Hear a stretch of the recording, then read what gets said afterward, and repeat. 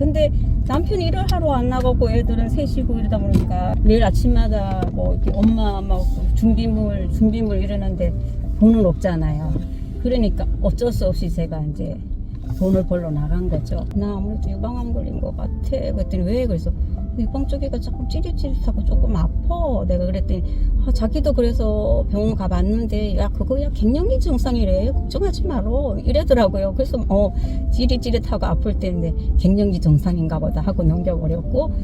근데 저가 죽음의 문턱까지 갔었잖아요. 살라고 보니까 제 똥도 약이라면 먹겠더라고요. 진짜로.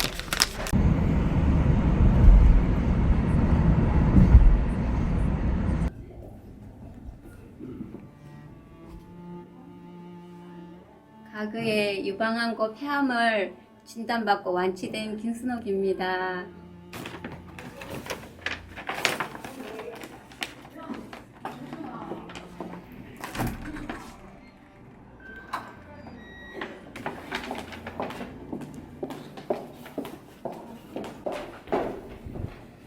제가 항암 치료할 적에 죽을 뻔했어요. 제가 너무 이렇게 먹지를 못해서 저는 이제 시댁에 친정 엄마가 계시나 시어머니나 계시나 언니가 이런 분들이 하나도 없고 다 일찍 돌아가. 57에 두 분 다 약속을 한 것이 돌아가셨어요. 그래갖고 그리고 또 언니도 없어요. 엄마가 저 언니를 안 낳아주셔갖고 언니도 없고 그러다 보니까 그리고 또 제가 막 이런 사회생활이 이렇게 막 다방하지가 않으니까 교회 집 이것뿐이 못했었거든요. 그러다 보니까 원래는 어떤 일을 하셨는지 저는 원래는 가정주부였어요. 신랑이 여자는 집에서 애들 보고 살림만 해야 된다 그런 주의였어갖고 진짜 21살에 우리 남편하고 이제 결혼하고 살기 시작해서 계속 애들 셋 낳고 딸 둘에 아들 하나 낳고 이제 살림만 하고 살아갔는데 우리 남편이 이제 사업하다 IMF 가서 사업하다 당했거든요. 이제 그러다 보니까 이제 남편이 이게 그래도 자기 맹세기 자기가 막 한 달에 1억씩 넘게 벌던 사람이었는데 내가 남의 밑에 들어가서 어떻게 일을 하냐 이러면서 일을 안 하면서 카드로 사는 거예요. 카드로. 왜냐 있잖아요. 그냥 그 영업용 냉장고를 제작해서 이제 판매하고 또 가서 설치해주고 이런 일을 했었는데 이제 그 한 건만 해도 직장에다 한 달 월급 받는 거 보다가 더 나으니까 그냥 자기 일하러 안 나가고 그냥 한 건만 하면 되는데 이러면서 이제 카드로 빚내고 사는데 그 한 건이 안 되는 거죠. 안 되다 보니까 그게 고스란히로 빚으로 남고 집에 빨간 딱지가 붙었어요. 그래서 안 되겠다 이제 싶어서 제가 이제 나가기 시작했는데 근데 제가 사실은 엄마가 일찍 돌아가심으로 인해서 제가 이제 대학교까지는 가지 못하는 그런 상황이었기 때문에 어떻게 이렇게 좋은 직장에 들어가고 이거를 하지 못하고 이제 제일 가깝게 할 수 있던 것이 이제 여자였으니까 집에서 살림했으니까 청소하는 일 같은 걸 했거든요. 처음에는 이제 그런 청소 일을 하다가 이제 그 다음에는 또 길거리에서 잉어빵도 구워서 팔고 또 길거리에서 토마토도 팔고 막 이런 일을 하게 된 거. 그러면은 진짜 저가 너무 힘들어. 근데 남편이 일을 하러 안 나가고 애들은 셋이고 이러다 보니까 매일 아침마다 이렇게 엄마 준비물 이러는데 돈은 없잖아요. 그러니까 어쩔 수 없이 제가 이제 돈을 벌러 나간 거죠. 그러고 처음에 진짜 잠이 안 왔었어요. 내가 그걸 가서 할 수 있을까? 근데 막상 잉어빵 같은 것도 그날 가서 막 구워서 파니까 사람들이 막 오더라고요. 이게 재밌었어요, 사실은. 아, 그래요? 재밌었고, 길거리에서 또 토마토 팔 때도 그렇게 힘들고 그러지는 않았는데, 이제 그걸 하다가 그걸 계속 못하고 이제 다음에 한 일이 이제 가사 도우미 일을 했었거든요. 남의 집에 가서 청소해주는 일을 했는데 그걸 할 땐 조금 힘들었었던 것 같아요. 힘들고 집에 오면 남편이 아무것도 안 해놓고 그냥 집에서 이렇게 누구말따 빈둥빈둥 이런 거 있잖아요. 그렇게 이제 하다가 내가 오면 야 배고파 빨리 밥 줘 막 이렇게 하면 이제 뭔지 모르게 막 억울한 생각이 들고 속상하고 막 이런 일이 생기고 막 이런 일이 있었잖아요.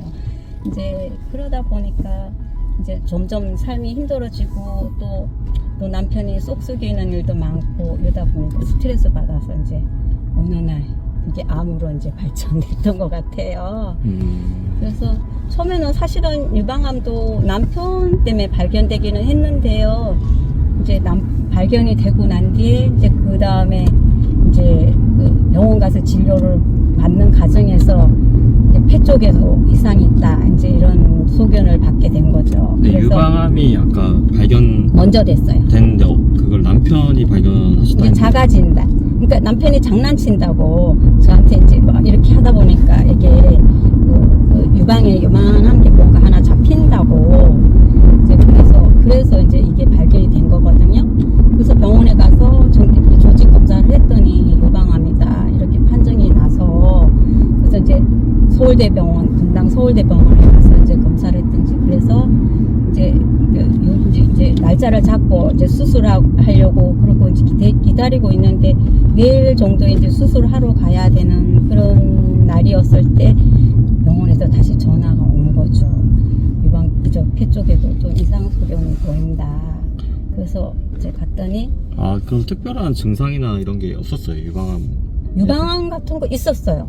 전조증상 같은 게 뭐냐면 유방이 막 찌릿찌릿하고 약간 아프고 그런 거 계속 그런 게 아니라 어느 날에 그런 증상들이 나타났는데 제가 이제 교회 신앙생활 한다 그랬잖아요. 같은 제 또래 이제 권사님이 계셨는데 나 아무래도 유방암 걸린 것 같아. 그랬더니 왜? 그래서 유방 쪽이가 조금 찌릿찌릿하고 조금 아파. 내가 그랬더니 자기도 그래서 병원 가봤는데 야 그거야 갱년기 증상이래. 걱정하지 말어. 이래더라고요. 그래서 찌릿찌릿하고 아플 때인데 갱년기 증상인가 보다 하고 넘겨버렸고 또 나라에서 하는 건강검진을 했는데 뭐 석회질이 있다고 석회질이 있으니까 한번 다시 한번 검사를 요망한다 이렇게 나왔어요.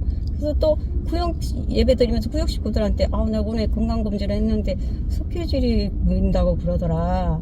그래서 그랬더니 에휴 그거 걱정하지 마. 그거 뭐 아마 여자들 대부분 다 있어. 뭐 이래더라고. 그래서 또 그것도 또 무시하고 지나갔죠. 안에 우리 유방의 섬유질에 그 조직도 이게 조금 딱딱하게 이렇게 석회질이면 그게 이제 나중에 이제 암이 되는 원인이 되는 거거든요.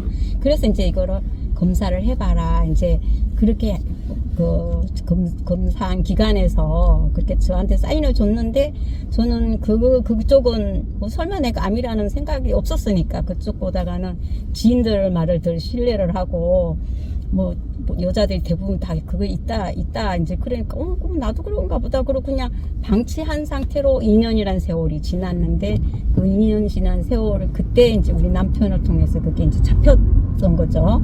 잡혀서 갔더니 이제 그런 일이 일어난 거고 이제 폐 같은 경우는 유방암 환자들이 대부분 이게 폐로 전이 되는 경우가 되게 많대요. 그래갖고 유방 이제 검사할 때 뭐 CT나 이런 거 검사할 때 폐까지 아예 한 번에 검사를 해요. 근데 그 과정에서 폐에도 이제 암이 있는 게 발견이 된 거죠. 그래서 와라 그래서 갔더니 앉았더니 폐암입니다 이러시는 거죠. 그래서 저는 깜짝 놀랐죠. 유방암 하나도 그런데 폐 쪽에도 또 암이 또 있다니까.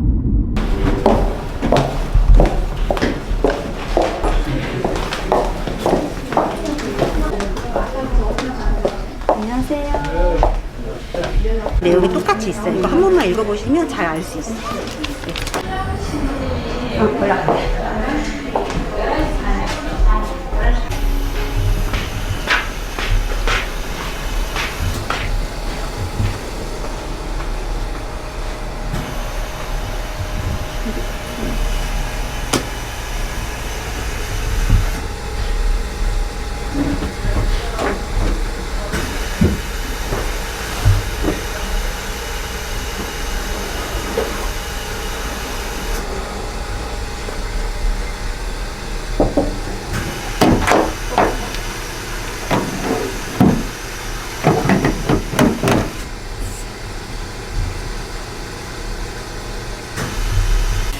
산소 챔프인데요. 이렇게 암 환자분들은 저산소증에 걸리기가 쉽거든요. 저산소증이 걸리면 젖살이라는 게 나서 또 암이 걸릴 수 있는 환경이 될 수 있어서 여기 이제 고압 산소를 이제 하다 보면은 내 몸에 산소가 제대로 이제 안에 들어가서 몸을 건강하게 하는 그런 시스템이에요.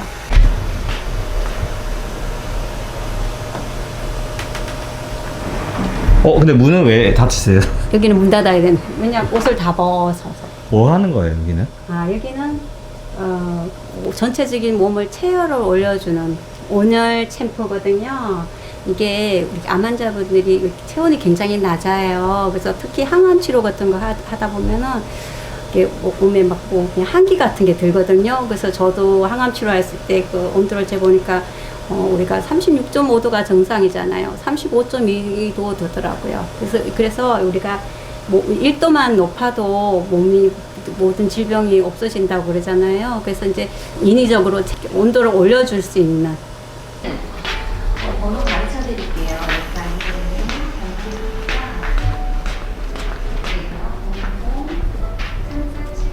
아까 그 주사를 받아가셨잖아요. 직접 안 맞고 받아가신 이유가 있나요? 그는 제가 좀 바쁘거든요. 바빠서 매일 여기 와서 맞을 수가 없어서 제가 이제 한 번 올 때마다 몇 개 정도 더 추가로 주문을 해서 집에 가서 자가로 맞는데요. 이게 이제 암 환자분들 면역을 높여주는 면역 주사예요. 이제 제가 일주일에 한 번 정도 해서 진료를 받고 처방을 받아 갑니다.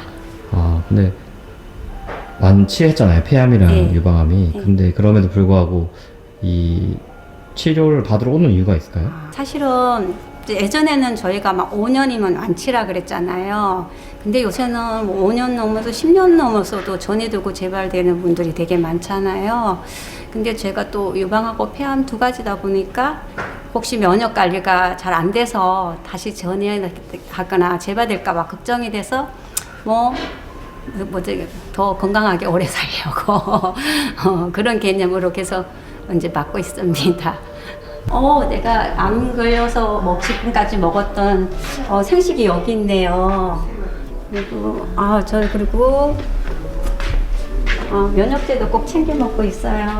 이 안에 있는 원료들이 제가 알기로는요, 암세포를 사멸하는 그런 것도 들어있고, 또 암세포를 또 이렇게 살지 못하는 그런 환경을 만들어주는 원료도 들어있다고 그러더라고요. 어쨌든 저는 이거를 꾸준히 먹으면서 폐 쪽에 있는 암이 많이 없어졌다고 진료를 받았거든요.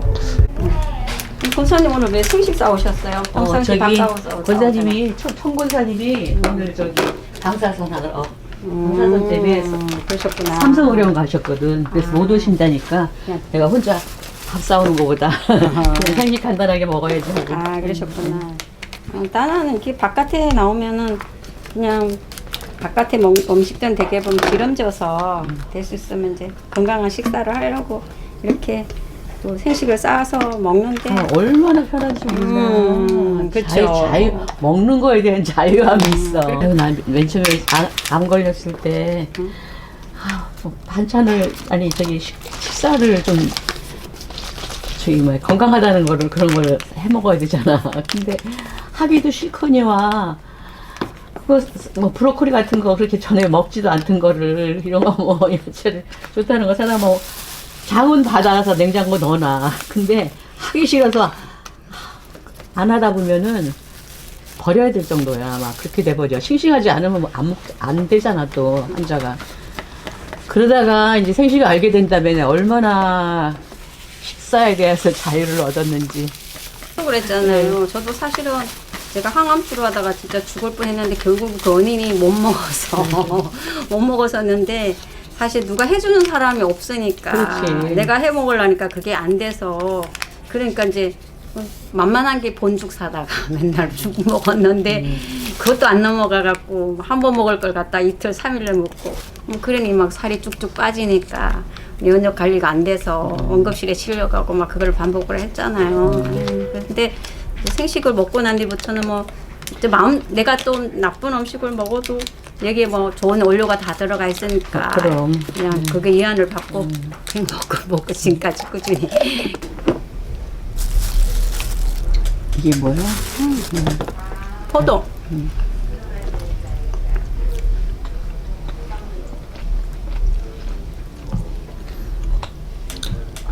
근데 이렇게 식사하신 지는 몇 년이나 되셨어요? 아프고 암 걸리고 항암 치료 끝나고 바로 먹기 시작했어요.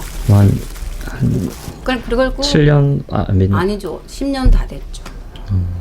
꾸준히 먹었으니까. 지금 한 번도 저는 하다못해 여행 가서도 다른 분들은 막 호텔 막 조식 같은 거 좋은 거 나면 생식 안 먹고 같이 가던 동료들도 안 먹고 그냥 그 맛있는 거 먹고 그랬는데 저는 생식이 우선이 항상 생식 먼저 먹고 부족한 부분을 거기에 있는 거 먹는 거 좀 그렇게 하거든요. 맛이 없어 보이는데 어때요, 맛은? 그냥 사실은 맛은 없어요. 저는 그렇게 저 만나신 분들한테 생식 맛없어서 어떻게 먹어요? 이러시는 분도 있거든요. 근데 저가 죽음의 문턱까지 갔었잖아요. 근데 살라고 보니까 제 똥도 약이라면 먹겠더라고요, 진짜로. 네, 생식에는 몇 가지나 들어가 있어요? 그게 뭐 이제 생식이 여러 가지. 이거는 67가지, 얘는 88가지. 그래서 동결건조 방식이라 그래서 영하 30도에서 40도 그 사이에 진공 건조를 시키는 거거든요. 아, 그럼 영양소가 불을 안 가니까 파괴되지 않겠네요? 네.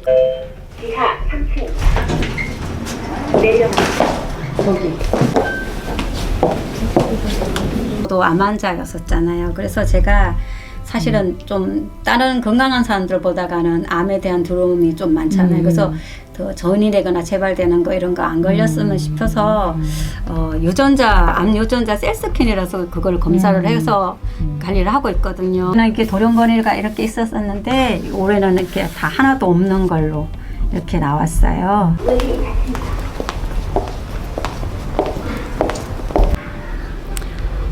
저도 암을 체험했던 사람들 중에 하나인데요. 저도 항암 치료할 때 너무 힘들었거든요. 근데 지금 수술하고 항암 치료하고 너무 막막하시죠. 그래도 용기를 잊지 말고 열심히 또 나름대로 노력하시다 보면 몸이 빨리 회복돼서 건강하게 되실 거라고 생각합니다. 포기하지 말고 힘내세요.